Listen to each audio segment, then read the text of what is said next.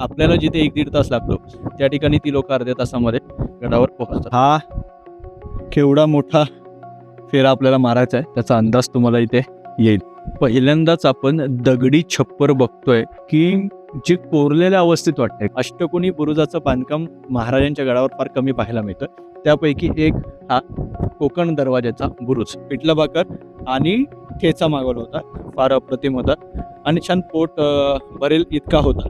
एकट्यानं भुयार मार्गे या बुरुजात येण्याचं वेडं धाडस करू नये, नाही तर बाका प्रसंग सांगून येणार नाही.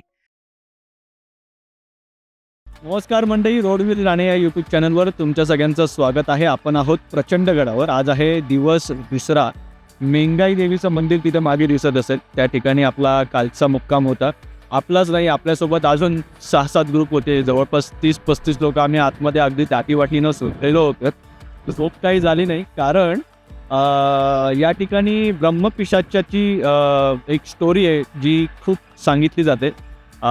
बऱ्याच पुस्तकांमध्ये त्याचा उल्लेख सुद्धा आहे आणि अर्थात ते कारण नाही आहे, ब्रह्मपिशाचे हे कारण नाही आहे, पण काय माहीत नाही 3-4 वाजल्यापासून कोणतरी तो दरवाजा इतका आपटत होता की झोपत मोड होत होती. कोणतरी आतबाहेर जात होतं की नाही माहीत नाही. आता सकाळी उठल्यावर माहिती घेतली तर म्हणे नाही, कोणी आपटत होता, मग कोणीतरी उठून दगड वगैरे लावला, असं ते सगळं चालू होतं. तर झोप वगैरे बऱ्यापैकी झालेली आहे. ही 3 मंडळी थोडी आणखीन कोपऱ्यात झोपली होती, त्याच्यामुळे त्यांच्या झोपात छान झालेल्या दिसत आहेत. आम्ही दोघं थोडंसं अलीकडे होतो मंदिराच्या, आणि मग सकाळी सकाळी एक मोठा ग्रुप आला जो पाया पडायला आला. आम्ही सगळे आजूबाजूला झोपलेलो होतो. मग सगळे उठून तयारी वगैरे झालेली आहे. हे आहे तोरणेश्वराचं मंदिर, तुम्हाला माहिती आहे. तर आता आपल्याला आजच्या दिवसाची सुरुवात करायची आणि आपल्याला नैऋत्येच्या बाजूला त्या बाजूला जायचं. त्याच्यामुळे तोरणेश्वर मंदिराच्या अगदी बाजूला खिटून ही जी वाट जाते ही आता कोकण दरवाजाकडे जाणार. पुढे भगत दरवाजा आहे, चित्ता दरवाजा आहे, चिंदला दरवाजा आहे. त्यानंतर विशाळा नावाची एक जागा आहे. जसा आपण डुबा आपण पाहिला होता बघा राजगडावर, त्याच पद्धतीचा तो डुबा आहे. त्यानंतर एंडला बुधलामाचीचा भाग आहे. तर या सगळ्या गोष्टी पाहायच्यात. कापूर लेणे एक आहे. तर आज बऱ्याच गोष्टी पाहायच्यात, तर आजचा दिवस सुरू करूया. ही बुधलामाचीचा जो भाग आहे तो बराच मोठा आहे, जवळपास 3 किलोमीटरचा असेल. त्यामुळे मला असं वाटतं की 3-4 तास तिथे जातील. पूर्ण तोरणा तुम्हाला सफर करायची असेल तर 1 दिवस पुरेसा नाही, किमान 2 दिवस तुमच्याकडे पाहिजे. की पहिल्या दिवशी तुम्ही या बाजूचं म्हणजे कोठी दरवाजा ते मेंगाई देवी तो सगळा परिसर तुम्ही कराल, आणि अर्थात झुंजार बुरुज वगैरे. आणि आता दुसऱ्या भागामध्ये आपण विशाळा आणि त्या सगळ्या बुधलामाचीच्या दिशेला जात आहोत. तर आता आजच्या दिवसाची सैर सुरू करूया. एकदा आपण छत्रपती शिवाजी महाराज की जय. चल सुरुवात करूया.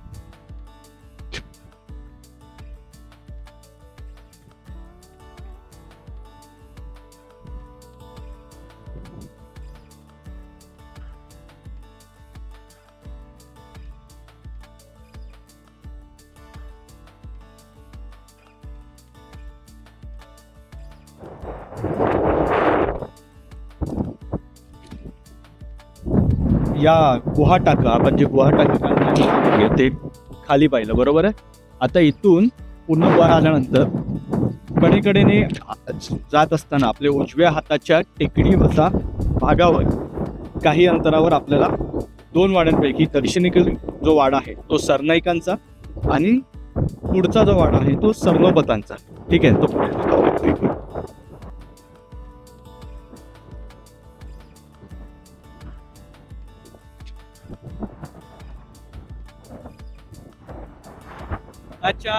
तटाच्या सुरक्षेची ज्यांच्याकडे जबाबदारी असते ना ते तट सरनावत असतात. तर असे 2 वाड्यांचे अवशेष आपल्याला दिसतात. तर एकदा फक्त जवळ जाऊन आपण अवशेष पाहूया. तसं काही फार उरलं नाहीये. या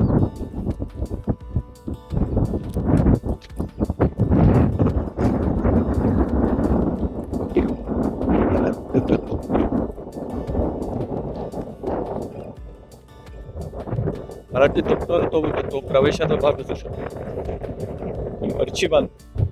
आणि मला वाटतं एक छान 2 बेडरूम निघतील एवढी जागा या ठिकाणी आपल्याला पाहायला मिळते.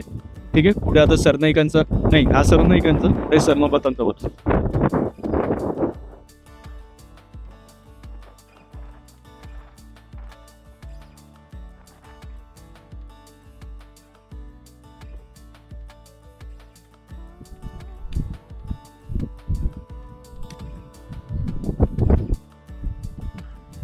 काय नाही, पाहण्यासाठी वाड्याचे अवशेष फक्त उरलेले आहेत, त्याच्यामुळे तिथे फार वेळीनं दगडतात. दौरा सुरू होतो.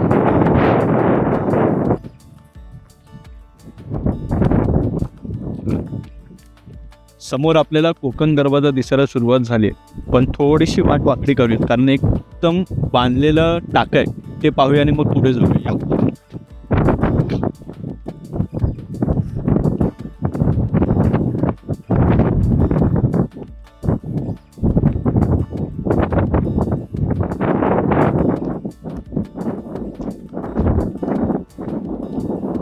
वगैरे मस्त लोकांनी टेंट वगैरे टाकून छान वातावरण.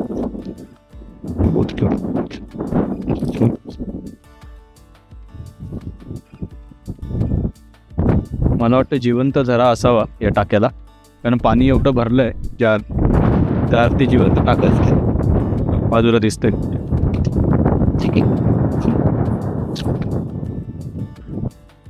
चला, जिवंत झरा टाकं पाहिलं आणि आता कोकण दरवाजा दिसले.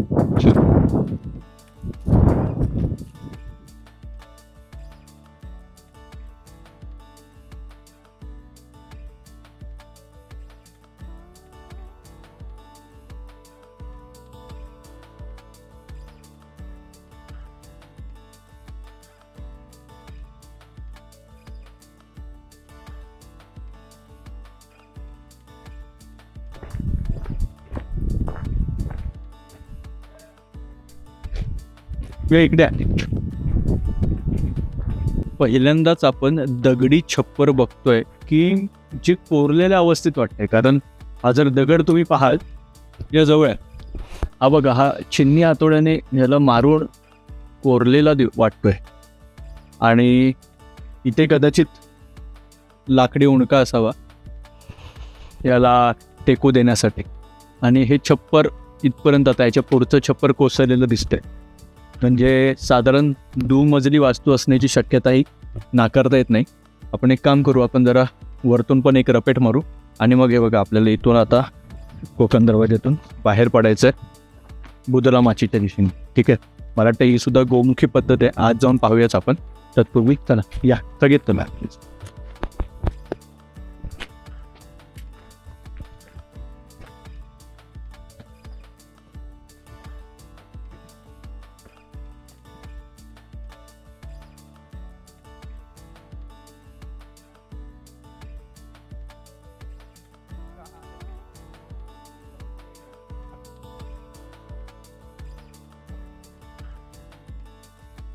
या इथे. पण आता कोकण दरवाज्यातून बाहेर पडल्यानंतर आपल्याला तिथपर्यंत रपेट करायची. तो बघा, हा विशाळ आहे मध्ये, तो डोबा दिसतोय त्या बाजूला, तिकडे खाली आपल्याला शेवटपर्यंत तिथे जायचं आहे. ही जी माची बाहेर पडते त्याला बुधला माची आपण म्हणतो. मध्ये आपल्याला आता वाळंजाई, भगत, चित्ता अशा नावाचे दरवाजे लागणार आहेत, ते सगळे या रूटला आहेत. त्यामुळे हा केवढा मोठा फेरा आपल्याला मारायचा आहे त्याचा अंदाज तुम्हाला इथे येईल. तेवढ्यासाठी म्हणून आपण आता वर आलो, इथे वरून एकदा छप्पर पाहूया. या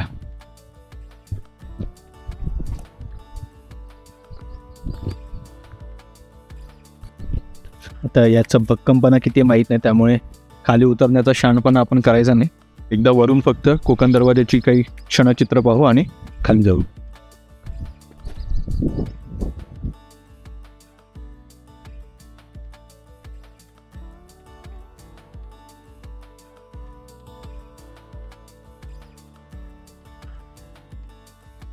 आता वरचा भाग बघून आपण खाली उतरलो. आता आम्ही जस्ट सगळी मंडळी आता इथे चर्चाच करत होतो की काय साधारण असू शकतं. आता हे छप्पर दिसतंय ते साधारण हे बघा इथपर्यंत दिसतं, बरोबर आहे. हे इथून इथपर्यंत आणि इथे कदाचित एखादा खांब उभा केला जाऊ शकतो, कारण हा समोरचा खांब इकडे, कारण इथे ही चढण्याची जागा आहे. मग हा एवढा भाग पूर्णपणे बंदिस्त खोली असू शकते. आणि कोकण दरवाजा म्हणजे पूर्ण तोरणा गडाला दोन भागामध्ये भागतो. आता अनिकेत वगैरे आमची चर्चा झाली, तर दोन भागांना, म्हणजे एक जो आपण काल शूट केला आणि आज जो आपण दुसरा शूट करणार आहोत. आता कोकण दरवाजा खालून कुठून येतो, तो मेटपिलावरी गावातून वर येतो. ठीक आहे, याचा अर्थ गडाच्या 2 भागांना विभागण्याची महत्त्वाची भूमिका बजावतो तो कोकण दरवाजा, त्यामुळे सुरक्षेच्या दृष्टीने तितकाच महत्त्वाचा आहे. मग इथे कदाचित तपासणी चौकी असू शकते आणि त्याचा अजून एक त्याला पूरक कारण काय असू शकतं, तर इथून काहीच अंतरावर आता सरनोबतांचा वाडा आपल्याला पाहायला मिळतो. म्हणून मग सरनोबतांचा वाडा अगदी कोकण दरवाजाच्या जवळ आणि कोठी दरवाजाच्या मध्यभागी ठेवलेला असू शकतो, की जिथून त्यांना दोन्ही ठिकाणी ॲक्सेस आहे. वरून तुम्ही कोठी दरवाजाकडे पण थेट पाहू शकता आणि ते इथे कोकण दरवाजापर्यंत त्यांचा जवळचा ॲक्सेस असू शकतो. तर आता हे आपण पाहिलं. आता हा भाग जो पाहतो, आता पलीकडे आपण पाहण्याचा प्रयत्न केला तर पलीकडे पूर्ण बुरुजाचाच तटबंदीचाच भाग आहे. त्यामुळे मग कदाचित केवळ विश्रांती आपण म्हणतो ना की बसण्याची जागा, समोरच दरवाजा आहे आणि या ठिकाणी जर तुम्ही पाहाल तर इकडे देवड्या नाही आहेत, या ठिकाणी देवड्या नाही आहेत. त्याच्यामुळे मग इथे चेकपोस्ट आणि साधारण बसण्याची जागा आणि मग इथून वरच्या मजल्यावर प्रवेश, अशा पद्धतीने याचं नियोजन केलं असू शकतं. इथे कदाचित शौचकूप बसण्याची शक्यता वाटत होती, पण फारच कमी जागा आहे. कदाचित इथून पुढे जो तटबंदीचा भाग जातो त्या ठिकाणी कदाचित शौचकूपाची सोय करण्यात आली असेल. आता आपण कोकण दरवाजातून बाहेर पडतो.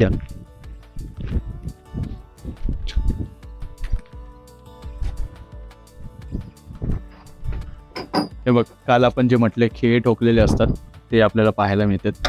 दरवाजा खेचण्यासाठीची ही व्यवस्था आहे. तुम्ही जर ते मागे पाहिलं तर मागे आगळ अडकवण्यासाठीची जागा आपल्याला तिकडे पाहायला मिळते. दरवाजा पण कशा पद्धतीनं, त्याला आपण काल तुम्ही एक शब्द वापरला त्याला बिजागरी, व्ही की ब बिजागरी किंवा पिवॉट आपण म्हणतो, दगडी रचना की ज्या रचनेमध्ये आपल्याला दरवाजा अडकवता येईल. तिथून जवळून पाहिलं तर तुम्हाला आणखी सोपं नाही. जेव्हा ते दरवाजा आतमध्ये त्या दगडाच्या याच्यामध्ये वर आपोआप फिरतो. ठीक आहे, आता इथं आपण बाहेर पडूया. या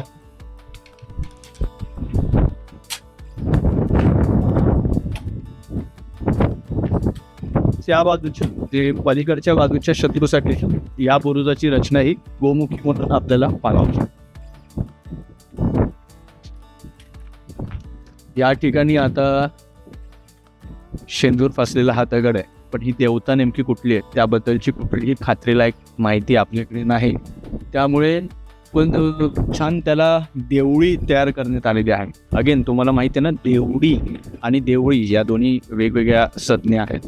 तर हा भाग आपल्याला पाहायला मिळतो, छान कोरलेला आहे. आणि वर जर तुम्ही पाहाल तसं कुठलं शिल्प वगैरे आपल्याला दिसत नाही आहे. 1-2 जागे आपल्याला इथे एक पाहायला मिळते आणि त्या बाजूला एक पाहायला मिळते. त्या व्यतिरिक्त कोकण दरवाजा तसा भव्य आहे. आता इथून खाली उतरूया कारण पुढचा प्रवास फार मोठा आहे. चल,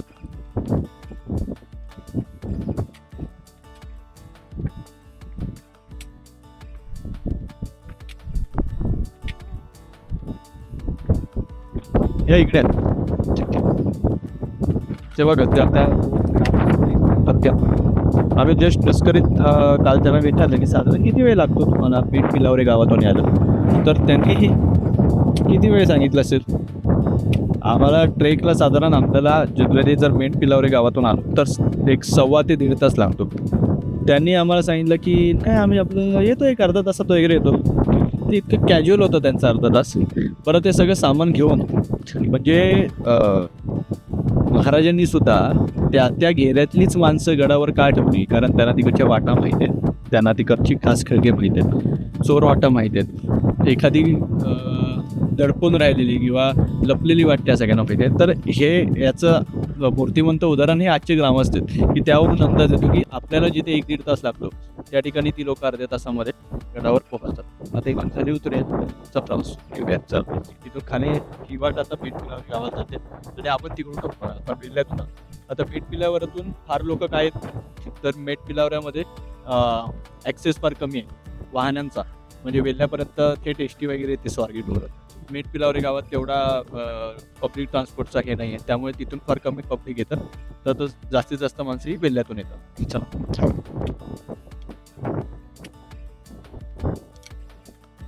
मी मगाशी बोलताना तुम्हाला सांगितलं की कोकण दरवाजा हा गडाचे 2 भाग वेगवेगळे करतो. मधोमध आहे तो कोकण दरवाजा. आता त्याचा युद्धाच्या दृष्टिकोनातून आणखीन एक फायदा कसा आहे, तर समजा शत्रूला यदा कदाचित कोठी दरवाजावर विजय मिळाला आणि तो पाले किल्ल्यापर्यंत पोहोचला तर मग कोकण दरवाजाच्या पासूनचा हा जो भाग आहे तो किमान सुरक्षित राखता येईल. गडावरचा समजा कोणी महत्त्वाचा सरदार असेल किंवा एखाद्या वेळी राजे असतील तर त्यांना कोकण दरवाज्यातून या पलीकडच्या बाजूला इथे सुरक्षित राखून मग कोकण दरवाजा पूर्णपणे बंद करून मग पुन्हा कोकण दरवाजाने झुंज द्यायची शत्रूला. या पद्धतीची एक रचना आपल्याला या ठिकाणी कोकण दरवाजाच्या निमित्ताने पाहायला मिळते. आता कोकण दरवाजाकडे जर तुम्ही पाहाल तर एका बाजूला आपल्याला अर्ध वर्तुळाकार हा बुरुज या ठिकाणी आपल्याला पाहायला मिळतो आणि त्याच्या अगदी समोर जेव्हा आम्ही या बाजूला आलो दरवाजाच्या त्यावेळी जेव्हा आम्ही फक्त मागे वळून पाहिलं तेव्हा लक्षात आलं की अरे किती अतिभव्य बुरुज आपल्याला या ठिकाणी पाहायला मिळतोय जो अष्टकोनी आहे. अष्टकोनी बुरुजाचं बांधकाम महाराजांच्या गडावर फार कमी पाहायला मिळतं. त्यापैकी एक हा कोकण दरवाजाचा बुरुज. तर आता ह्या दोन्ही गोष्टी आपण पाहिल्या. आता इथून पुढे जाऊया. अजून घोडा मैदान फार दूर आहे. चला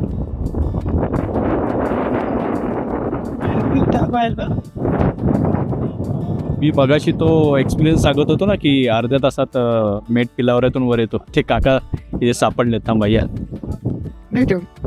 काका नाव कसं तुला? नाव मालुसरे. तर तुम्हाला तोरणागडावर आल्यानंतर जेवणाची काही व्यवस्था असेल तर मालुसरे काकांना कॉल कर. एकदा नंबर सांगा. 7822 8304 28. मालुसरे काकांना कॉल करायचा.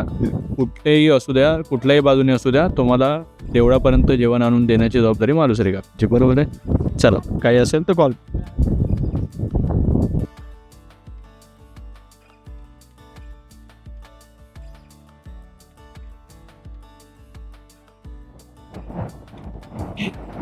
अचानक कॅमेरा आल्यानंतर त्यांना सुद्धा थोडंसं गोंधळल्यासारखे झाले. ते ऑकवर्ड झाले. पण ठीक आहे आपला हेतू चांगला होता. जेवणाची चव अतिशय उत्तम होती. काल आम्ही पिठलं भाकर ना रे हां पिठलं भाकर आणि ठेचा मागवला होता. फार अप्रतिम होता आणि छान पोट भरेल इतका होता. किती रुपये होतं? 130 रुपये त्याचं शुल्क होतं. जर पोटभर म्हणजे अनलिमिटेड पाहिजे असेल तर 200 रुपयाची थाळी करा. ठीक आहे.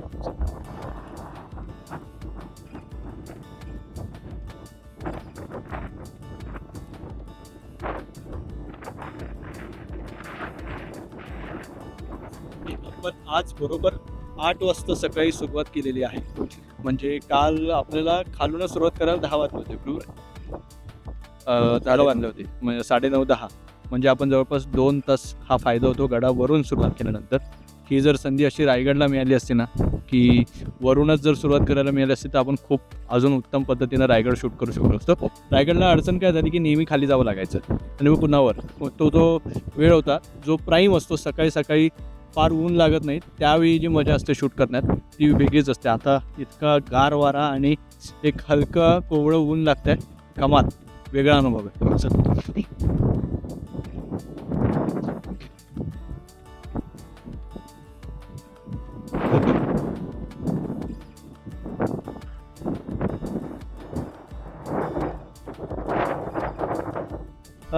थोडं अंतर चालत आल्यानंतर दोन्ही बाजूला सध्या रेलिंग्ज आहेत त्याच्यामुळे सुरक्षेच्या दृष्टीने काही प्रश्न जाणवत नाही.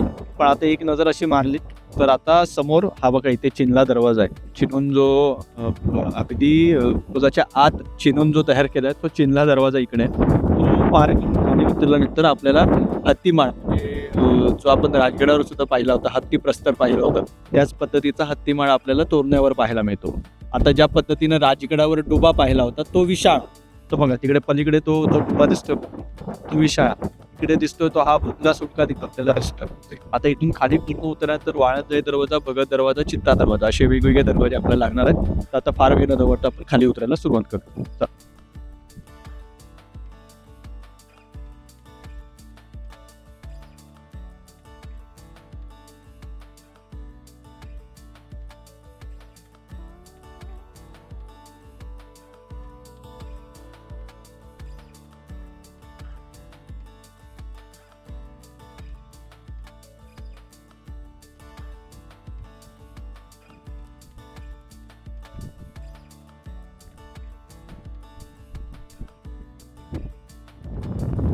आपल्याला खरं तर आता ही एक वाट सुद्धा आहे पण समोर चिंदला दरवाजा दिसतो आणि चिंदला दरवाजाच्या आतमध्ये एक भुयारी मार्ग चिनून बाहेर काढलेला दिसतं छन्नी हातोड्याने. तर एकदा तो जाऊन पाहूया. चला तो बघा दिसतं आता तो की काय नेमकं माहीत नाही. आता आपण प्रत्यक्ष जाऊया आणि पाहूया.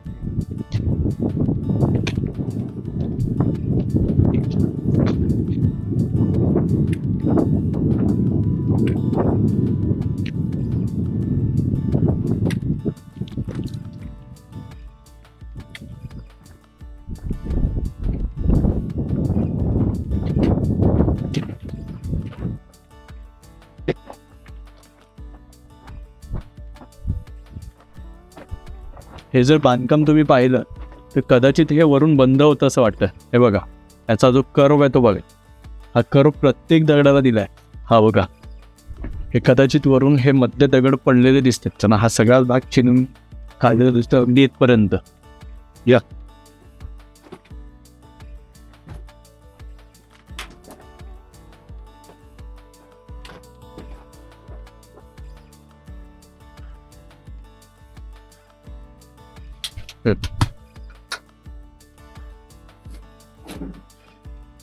काही नाही विशेष असं काही दिसत नाही. बहुतेक व्हेंटिलेशनसाठी ही व्यवस्था केलेली असू शकते. ठीक आहे चल.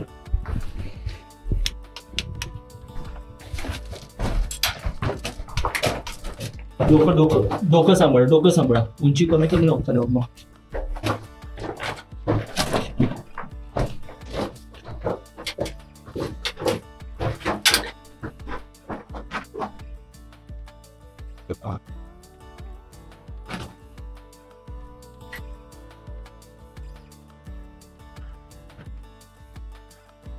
या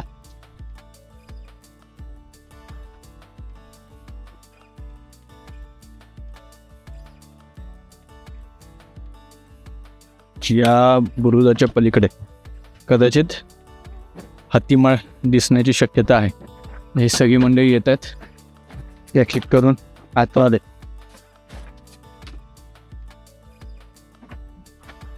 आणि थंडीत हाताला दगडं जी टोचतात ती वेगळ्याच लेवलची टोचतात. नॉर्मल आलो तर तेवढं लागत नाही, तेवढं आता जाणवत. हा मला वाटतं महाराजांची जी सैनिकी शाळा असेल ती कदाचित तोरण्यावर असेल. रोज एक राऊंड इकडून तिकडे मारायचा बुदला माचीवर आणि पुन्हा इकडे जायचं. इथून खाली यायचं, इथून पुन्हा आत जायचं, मग खाली उतरायचं. इकडे आपल्याला जंग्या पाहायला मिळतात. ही बघा रेंज तुम्हाला पाहायला मिळते का? इकडून दिसते तुम्हाला दिसते की नाही माहीत नाही, पण मला तिकडे एक व्यक्ती आहे का माहीत नाही, पण इकडून रेलिंग्ज आणि त्या सगळ्या गोष्टी दिसत आहेत. म्हणजे ही इतकी रेंज आपल्या इकडच्या 2 सैनिकांना दिली असेल. इकडे आणि इकडचा माणूस जो आहे त्याने इकडे आणि इकडे. ठीक आहे चला आता बाहेरच आम्ही तुम्हाला भेटतो. आता इथून पुन्हा खाली जातो. डॉगेश बाई पण आलेले आहेत आपल्यासोबत. बहुतेक आज शेवटपर्यंत साथ देतील. डॉगेश लोकांचं असं असतं की एकदा सुरुवात केली की ते येतात शेवटपर्यंत. चला ॲक्च्युली आम्ही या भुईरातून आता बाहेरच पडत होतो. बाकीची 3 मंडळी गेली. अनिकेत आहेत आणि अनिकेत इकडे डिस्क्लेमर वाचत होते जो लेखकांनी ऑलरेडी दिला आहे. कुठे येतो? हां त्यांनी या बुरुजात आता याच्या आधी सांगितलं की हातात काठी, बॅटरी वगैरे साहित्य आणि 5-6 जणांचा बडबड करणारा चित्रविचित्र आवाज काढणारा ग्रुप असेल तरच या बुरुजात उतरा.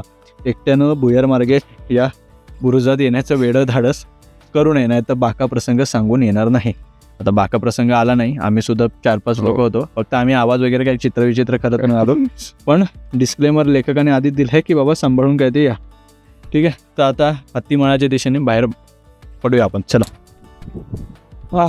चिंदला दरवाज्यातून यायचं आणि राहायचं आपल्याला खाली हत्तीमाळाची ते. त्याच्यामुळे इथून हे बघा ठिकाणचा पाव इथून आलो नाही का आपण वरून आणि इकडे गेलो.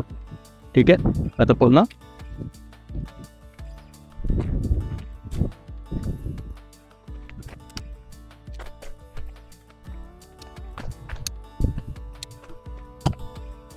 इथे काही कातळात कोरलेल्या पायऱ्या आहेत. या खाली बघा आपले सबस्क्रायबर मंडळी भेटलेले आहेत. सोहम पूर्ण नाव सोहम नरवाणकर. नरवणकर आणि मुंबईचेच आहेत सायन. आणि अजून 2 मंडळी कोण होती? साहिल आणि आदित्य. साहिल आणि आदित्य, ते मुलुंडचे होते. सो मला वाटतं सोहमचे काका आणि बाबा म्हणजे कोण कोण पाहतं का बाबा काका वगैरे पाहतात की फॅमिली. सोम हाय. सो म्हणजे आता काका बाबा पाहतील. हो नक्की. हां, सोहम आला होता. आम्ही तोरणाला आमची भेट झालेली आहे काका.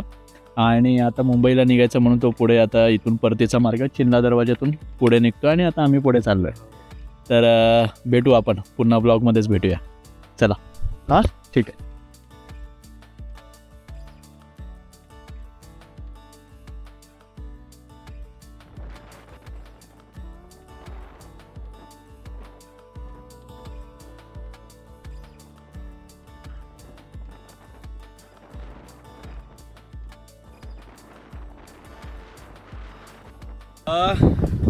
राजगडावरचा हत्ती प्रस्तर हा पूर्ण हत्ती दिसतो. आता हा जो हत्तीमाळ आहे तो हत्तीचा चेहरा आपल्याला जाणवतो बघ.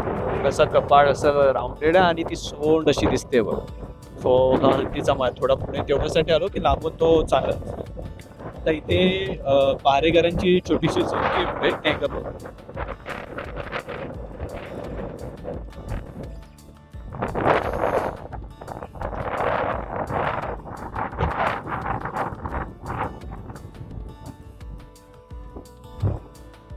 बहुतेक आता उद्ध्वस्त झालेली आहे. कदाचित इकडे इघाटसाठीची पहारेकरांची छोटीशी चौकी या ठिकाणी असू शकते. आता पूर्णतः वरचं सगळी वास्तू उद्ध्वस्त झाले. ठीक आहे.